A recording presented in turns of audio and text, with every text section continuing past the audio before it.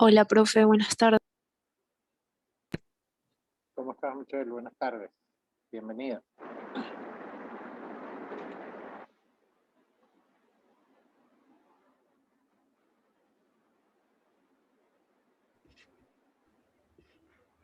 Hola, buenas tardes.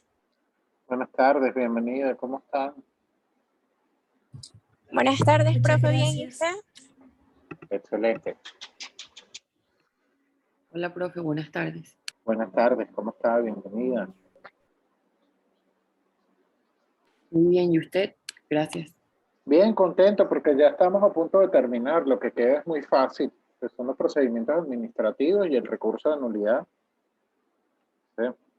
Hoy también al concluir la clase, damos los parámetros para el trabajo, pero es necesario que veamos los temas correspondientes a la solicitud de reenganche, pago de salarios caídos, como el tema correspondiente a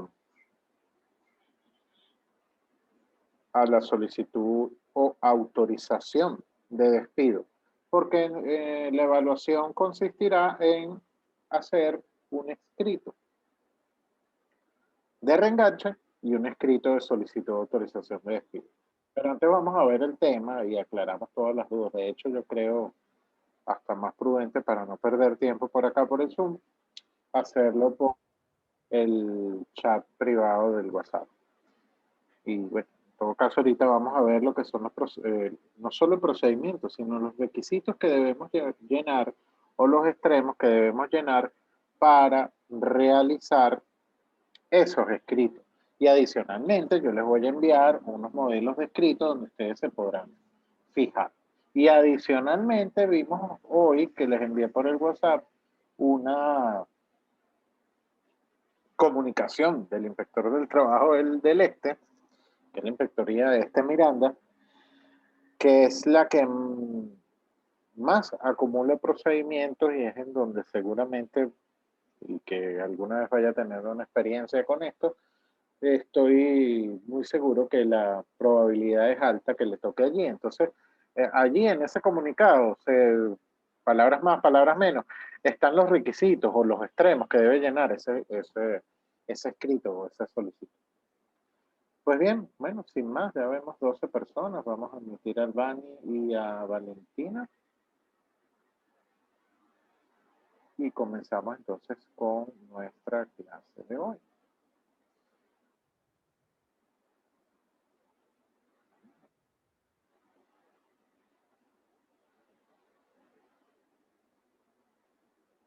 Colocamos por acá. Y exacto, podemos ver entonces mejor la pantalla. Procedimientos administrativos laborales. Antes que eso nos solicita el programa ver lo que es, en definitiva, lo que son las inspectorías del trabajo. Las inspectorías del trabajo, pues, son un órgano dependiente del Ministerio del Trabajo y esta organización del Ministerio del Trabajo, en lo que respecta a la Inspectoría del Trabajo, nos vamos a referir únicamente a lo que son dos salas en particular, la sala de inamovilidad laboral y a la sala de reclamos. No obstante, ustedes pueden revisar la Ley Orgánica del Trabajo o el decreto Ley LO-T, donde observarán en el título séptimo y en lo que corresponde al capítulo segundo, a partir de los artículos 506 al 512, todas las atribuciones y funciones que realiza la Inspectoría del Trabajo, que son muchísimas, pero que en todo caso, pues esto ya deviene más de procedimientos administrativos y como acá se los acabo de indicar, nos vamos a referir únicamente o no nos vamos a complicar la vida y vamos a tratar únicamente lo que son la sala de inamovilidad laboral y la sala de reclamo. La sala de inamovilidad laboral es pues como esa dependencia del inspector del trabajo encargada de tramitar y tutelar la inamovilidad laboral en dos procedimientos que vamos a ver de seguida. ¿Cuál procedimiento? El procedimiento de solicitud de autorización del despido y el procedimiento de restitución de derechos, o comúnmente conocido como el procedimiento de reenganche y pago de salarios caídos. Entonces, veamos un poco este procedimiento de solicitud de autorización de despido y refresquemos así un poquito nada más, vamos a refrescar lo que es la inamovilidad laboral y un concepto de inamovilidad laboral. Ok, mire, para entender lo que es la inamovilidad laboral, entendamos o refresquemos lo que es la estabilidad laboral, que siguiendo al doctor, al doctor Rafael Alfonso Guzmán, que es una de las personas que mejor ha tratado el tema, o alguien quien yo seguí por muchos años, y hace 2 o 3 años ya el doctor Ramón.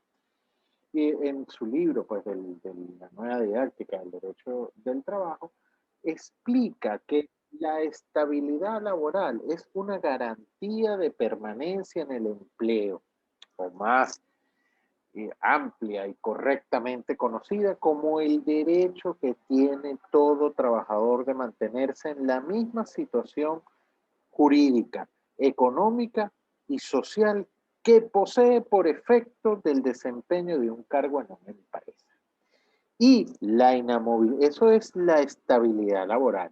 La inamovilidad laboral lo que viene es a potenciar, a reforzar esa inamovilidad laboral. Y siguiendo al propio doctor Rafael Alfonso Guzmán, nos indica pues que la inamovilidad laboral lo que viene a ser es una especie de la estabilidad laboral. Yo lo entiendo como pues una modalidad especial de la estabilidad absoluta, y así también lo explica el autor del cual estamos acá hablando, porque como ustedes bien saben, existe la inhabilidad laboral, o mejor dicho, la estabilidad relativa y absoluta. Y la inamovilidad lo que viene a ser es una modalidad de la estabilidad absoluta. De allí que se entienda en el foro o en que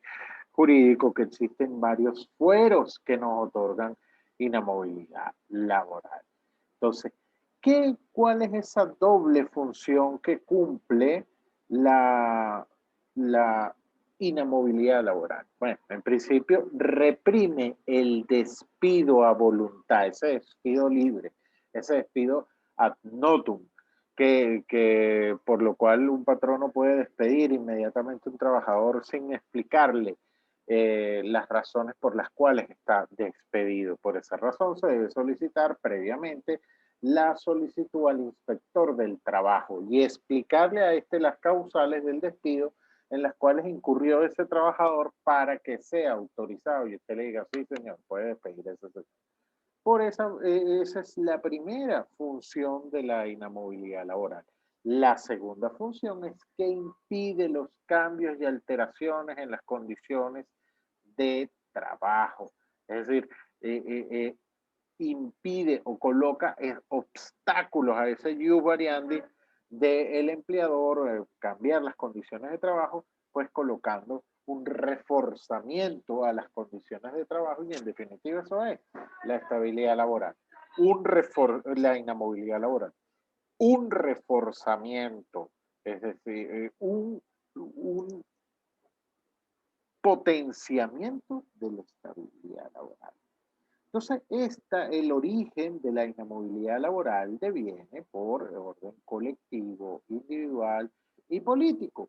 Ese político es agregado de su profesor y las manifestaciones, en cuanto a las manifestaciones y de ese origen pueden entenderlo como el fuero también, que se dice, ¿cuál es el fuero? Bueno, el fuero es colectivo, es un dirigente sindical y por esa razón está entonces allí contenido en esa manifestación de la inamovilidad laboral porque es un sujeto que forma parte de la junta directiva del sindicato. Ok, su origen es colectivo. Cuando es individual puede ser entonces que se protege a la familia o que el trabajador está enfermo, está de reposo y se le concede la inamovilidad laboral, pues por razones individuales. Y estas políticas, cuando conocemos como el sempiterno o eterno decreto de inamovilidad laboral, que ahora incluso es hasta por 3 años, 2 y 3 años, y ahí les envié en PDF, está montado en módulo 7, cómo se los debió enviar nuestra compañera Cristina al Drive que ustedes manejan, el último decreto de inamovilidad laboral, que es hasta diciembre de 2024. Entonces, un trabajador que es beneficiario de la inamovilidad laboral incurre en causales de despido.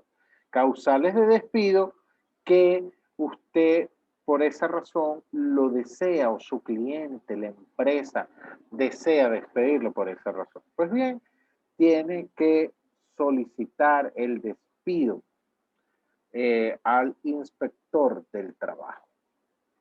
Es ese procedimiento para la solicitud y autorización de despido, traslado o modificación de condiciones que está previsto en el artículo 422 de la Ley Orgánica del Trabajo, Trabajadoras y Trabajadores. Aquí no debería estar este tema 3, como esto es algo en caliente, porque estoy preparando estas láminas incluso hoy. Nos vamos directamente a lo que es el 422, que es la solicitud. Este es el próximo procedimiento que vamos a ver, que están viendo ustedes acá, el 425, que es la solicitud de autorización del despido, traslado, modificación de condiciones de trabajo. Así pues, cuando un patrón o un empleador pretenda despedir por causa justificada a un trabajador que goza o, como dice la norma, investido de fuero sindical o inamovilidad laboral, en nuestro caso inamovilidad laboral, bien para despedirlo, trasladarlo de su puesto de trabajo o modificar las condiciones laborales, debe dirigir una solicitud al inspector del trabajo dentro de los 30 días siguientes a la fecha en que este trabajador incurrió en la falta cometida, para así justificar el despido alegado como una causa de traslado o modificación o extinción de la relación de trabajo de acuerdo con los parámetros siguientes o los numerales siguientes que vamos a ver. Se debe dirigir un escrito. Profe, Ajá, perdón. Le escucho. disculpe que le interrumpa, pero no sé si puede ser útil para la clase, pero acabo de reenviar al grupo los requisitos para el escrito de la solicitud de despido de la jurisdicción del norte. Lo acabo de Ah, reenviar, que eso buenísimo, lo otra vez lo tuve excelente. que escuchar en la inspectoría. Excelente, Gracias. excelente. Gracias. Claro que es útil, claro que es útil.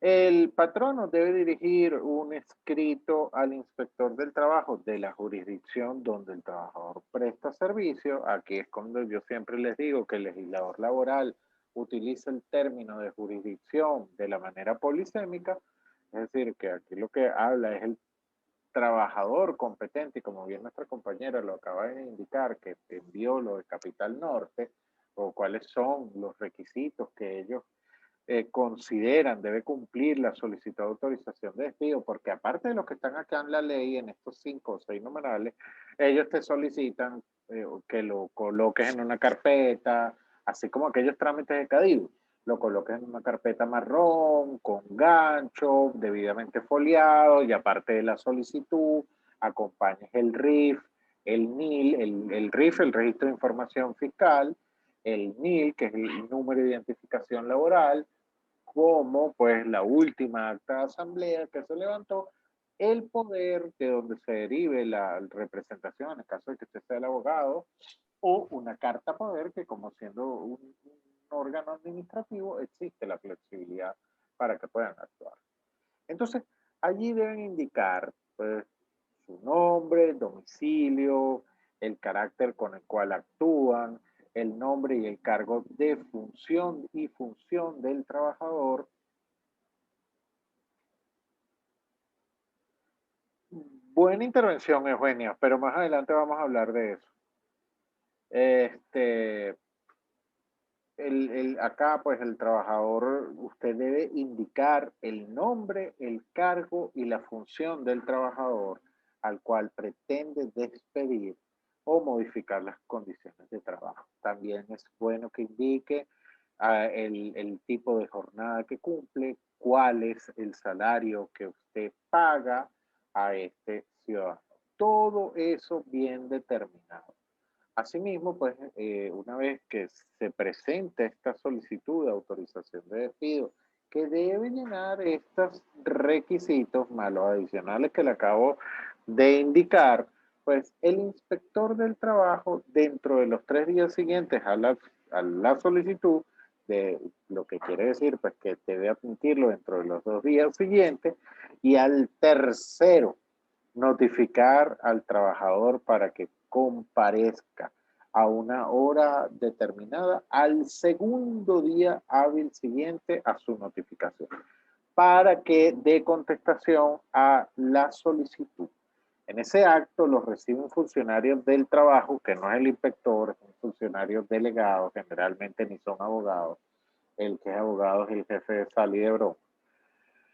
Y debe oír las razones y alegatos que usted haga para despedir, para modificar las condiciones de trabajo o por las cuales ustedes indican que esta persona incurría en una causal de despido, de acuerdo con el artículo 79 de la ley LO-T, del decreto LO-T, y inmediatamente pues oír la posición del trabajador, que seguramente estará atendido por un procurador del trabajo, que son los abogados designados por el propio Ministerio del Trabajo para defender a los trabajadores.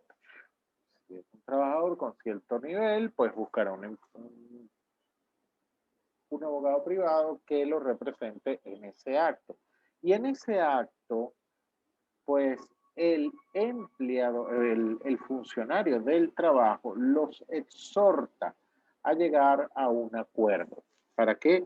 Pues en ese momento se llega a un acuerdo, bien para que se termine la relación de trabajo, bien para que se alteren o se modifiquen esas condiciones de trabajo y se pueda cerrar el procedimiento. Entonces podemos ver que hay una especie de procedimiento mixto donde se articula un poco lo que es la heterocomposición procesal y la autocomposición procesal, porque en este escenario, en este momento, se les invita pues a un método de autocomposición.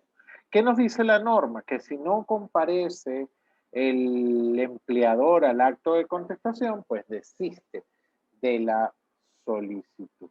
Ahora, si no comparece el trabajador a esta solicitud, lamentablemente no se entiende la admisión de los hechos, sino se entiende de una cierta manera contradicha la solicitud y pasa a la etapa probatoria, o por lo general, aunque no vaya el trabajador, entonces vas a tener un procurador del trabajo allí diciendo que no, se niega todo lo establecido o todo lo alegado por el empleador, y por consecuencia se niega, se debe ir a la etapa probatoria. Porque ¿qué es lo que nos dice? Que si no se logra en el numeral tercero, de no lograrse la conciliación entre las partes, se abrirá una articulación probatoria de 8 días hábiles, en los cuales, que es la misma del 607 del Código de Procedimiento Civil, solo que en los procedimientos administrativos del trabajo le dieron la inteligencia de darle los 3 primeros para promover esas pruebas y los 5 restantes para la evacuación. Fijémonos allí que nos lo indica la propia norma, que si no asiste, sí, si no va el trabajador, el procedimiento igual sigue. Si el trabajador o trabajadora no compareciere, se considerará que rechazó las causas invocadas en el escrito presentado. Nos indica aquí la ley que son procedentes todas las pruebas establecidas en la ley que rige la materia procesal del trabajo. Es decir, son procedentes todas las pruebas que indica la Ley Orgánica Procesal del Trabajo. Se promueve testigos, promueve documentales, puede promover todo lo que quiera. Aquí, lamentablemente, no crean que esto es perfecto, porque cuando tengan la experiencia de ir a la Inspectoría del Trabajo se van a molestar mucho, porque nada más admiten como que son hasta 3 testigos. No sé de dónde sacan que no puede usted colocar 10, 20 testigos. De los 3 testigos que usted puede promover, nada más le van a admitir realizar 5 preguntas. No sé dónde sacan que son 5 preguntas. Y de ahí que en el foro nos riamos mucho, que digamos que bueno, eso es derecho inspectoral, ¿no? Una cuestión muy frustrante, porque como acá no hay a dónde ir a hacer apelación, acá no hay donde pedir de repente un recurso de reconsideración para que le admitan los 5 testigos más. Hay un sinfín de afectaciones al derecho a la defensa exagerado en esta etapa que, bueno, tendrá que ser totalmente contra el debido proceso y que en todo caso tratará usted de controlarla mediante el recurso de nulidad, que es el último tema que hemos visto. Pero es bastante frustrante, pues, lo que está en nuestra ley y lo que en realidad nos encontramos. Pues bien, terminada la etapa probatoria, existen 2 días, la ley otorga 2 días para que se presenten unas conclusiones escritas. Este es un procedimiento predominantemente escrito, únicamente tiene esas etapas orales que son muy determinadas, y conclusiones se presentan de manera escrita, y terminado ese plazo pasa a un lapso de decisión que dice la ley que son 10 días hábiles para dictar la decisión. Me río porque eso tampoco ocurre en la realidad, y las inspectorías del trabajo, por lo general, por razones políticas, no deciden las solicitudes de autorización de despido. Y si usted corre con la suerte que se la decida, hay más o menos un atraso de 1 o 2 años para decidir esta decisión. No hay apelación en contra de esta decisión, y tampoco, pues, podrá usted ejercer algún tipo de jerarquía con el cual nunca se lo van a decidir, y no hay ese tipo de silencio administrativo.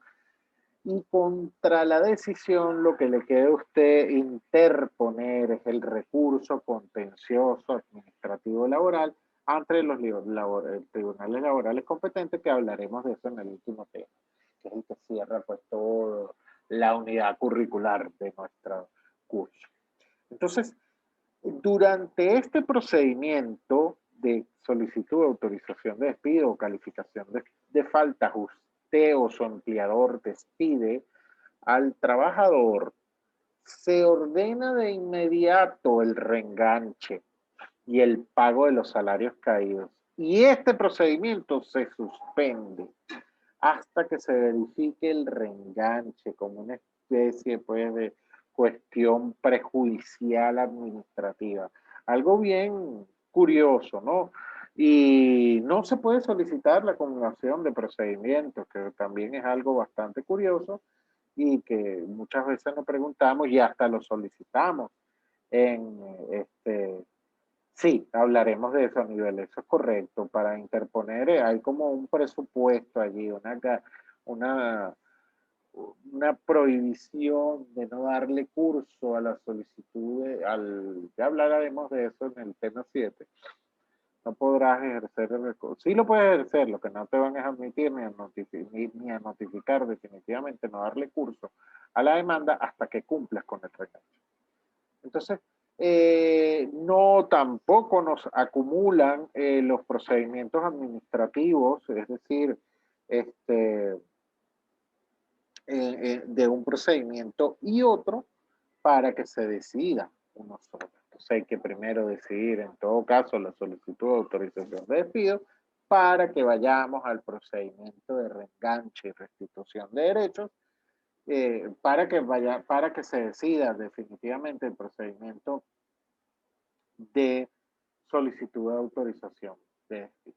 Entremos pues en materia de lo que es el procedimiento para el reenganche y restitución de derechos previsto en el artículo 425, que no es más que el procedimiento de reenganche y pago de salarios caídos cuando un trabajador investido de inamovilidad laboral o fuero sindical indica que fue despedido, trasladado, desmejorado por su patrono y por lo cual tiene 30 días para ir igualmente a interponer la denuncia y solicitar, nos dice la ley, la restitución de la situación jurídica infringida, así como el pago de los salarios caídos y demás beneficios dejados de percibir durante el decurso de ese procedimiento.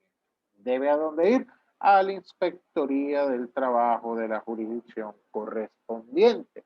Entendemos acá jurisdicción en ese término polisémico en el cual pues, el legislador laboral quiso decir jurisdicción, a decir, en lugar de decir competencia territorial de donde esté ubicada la unidad de producción.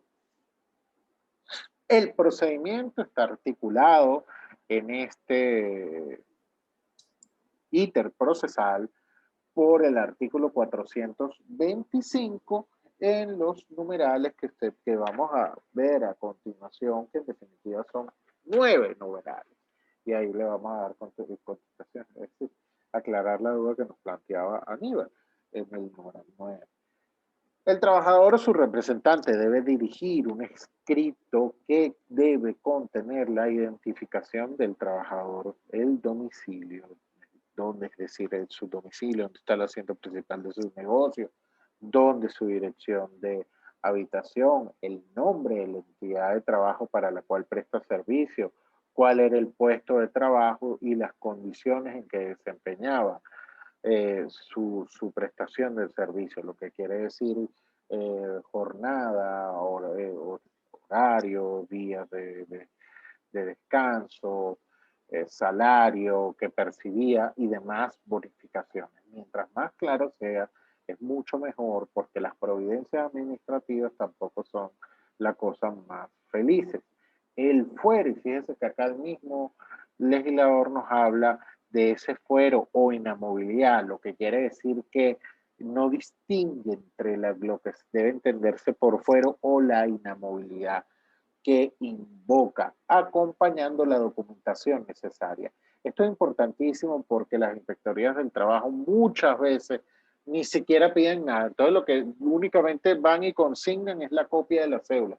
Hijo, por favor, traiga la copia de un carnet, adjunte la copia o la impresión del sistema del Instituto Venezolano de los Seguros Sociales o la copia de un recibo de pago, por lo menos que haga presumir la relación de trabajo, porque fíjense ustedes, si le ordenan el reenganche, el pago de salarios caídos de un trabajador que únicamente llevó copia de la cédula, desde el primer momento usted va a desconocer la relación laboral, no solo desconocerla, más allá de desconocerla va a decir que no se cumplió con el ordinal primero del artículo 425, lo cual entonces hay una falta o un falso supuesto de derecho al no cumplir con la norma y eso le va a habilitar a usted a qué?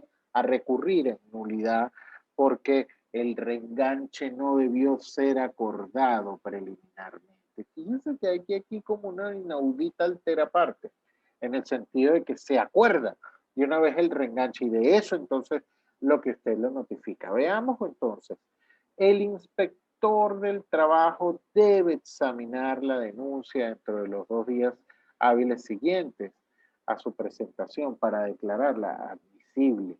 Es decir, si cumple con los requisitos previstos en el numeral anterior. Y allí es donde pudiésemos responder la pregunta que nos hace acá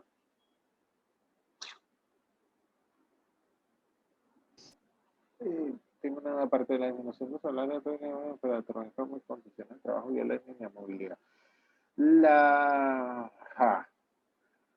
La pregunta que nos hace Eugenia, yo pienso que esta vendría siendo la oportunidad donde el inspector del trabajo podría dictar una especie de despacho saneador que no está del todo claro acá en nuestra legislación, pero sí lo pudiese indicar en ese momento y solicitarle a la parte que ampliase su solicitud para admitírsela y así no habilitar a la parte demandada o accionada, dicen ellos, para que recurra en nulidad.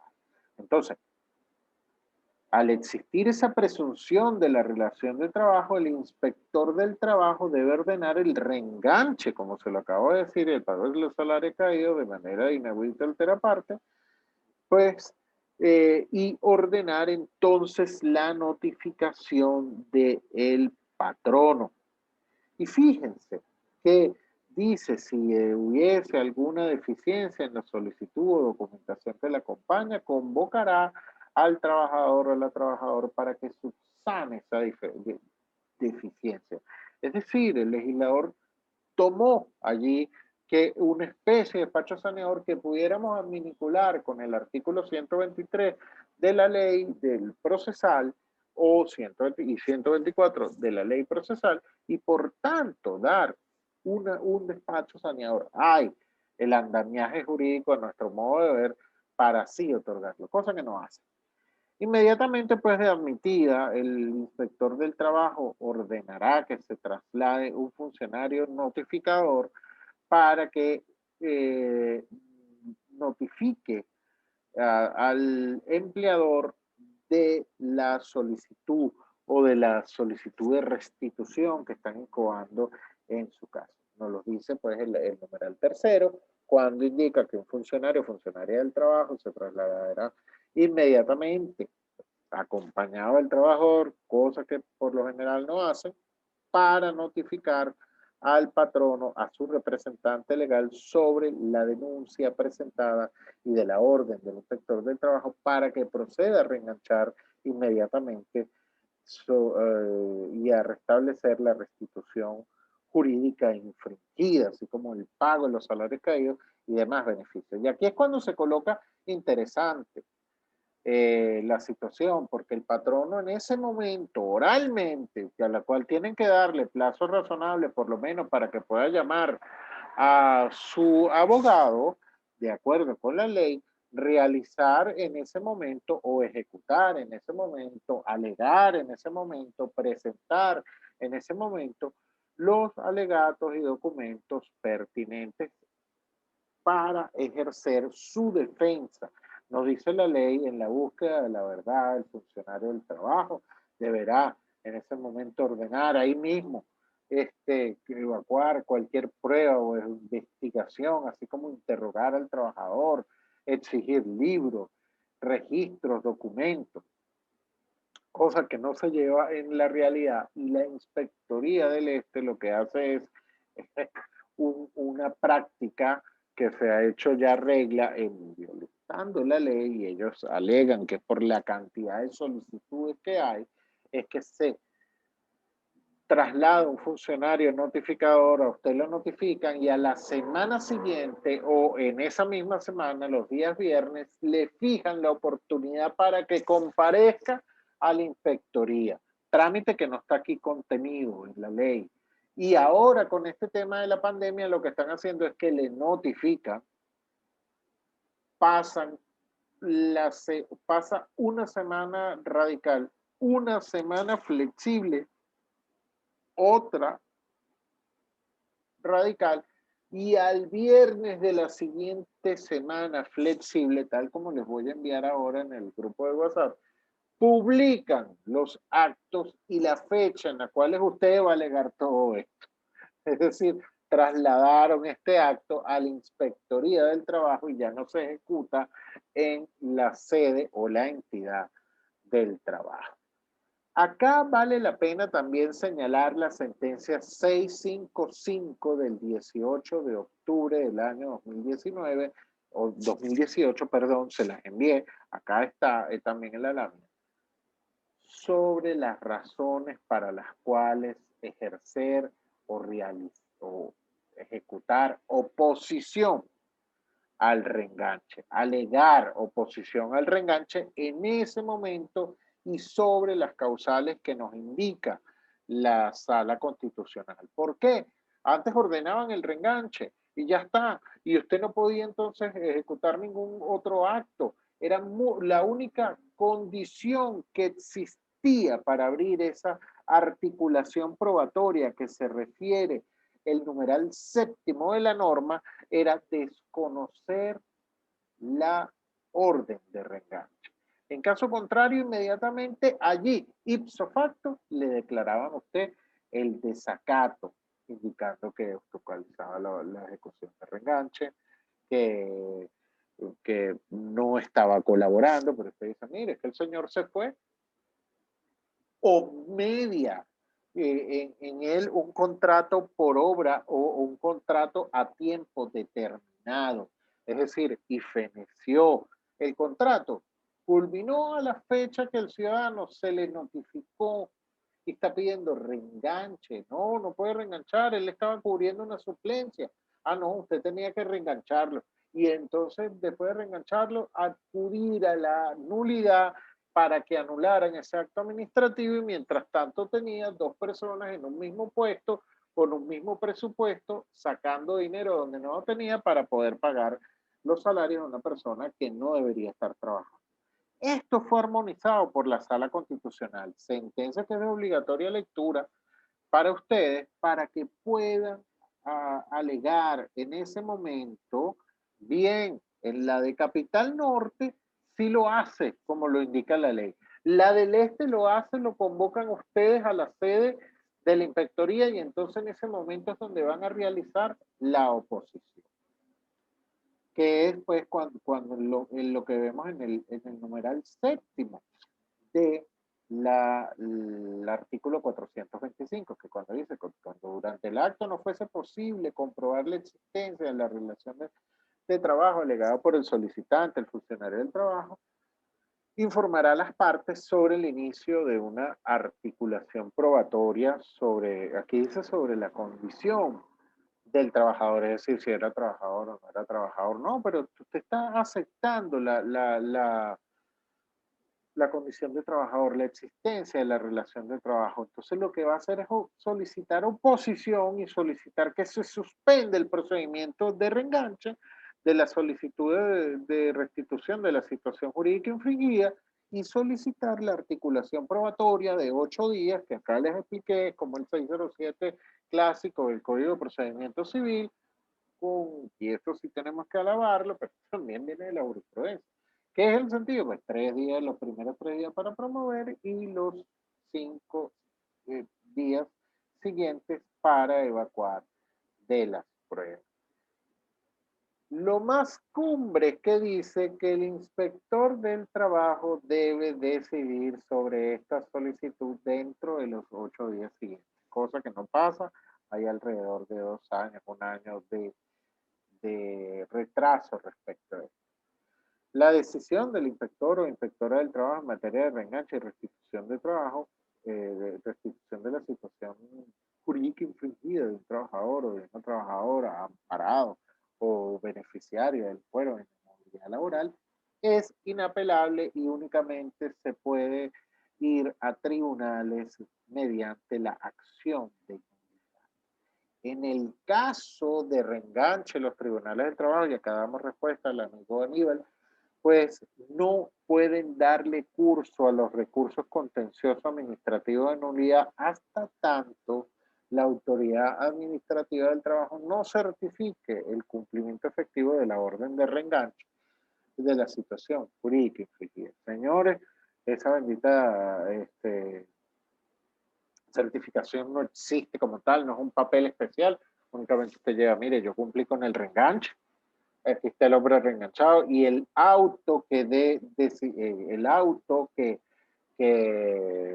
otorgue, que declare terminado y el archivo del expediente es el que le servirá a usted como una certificación o cumplimiento de la orden de reenganche para que los tribunales del trabajo puedan darle curso a la demanda de nulidad. Ya pronto se nos acaba esto.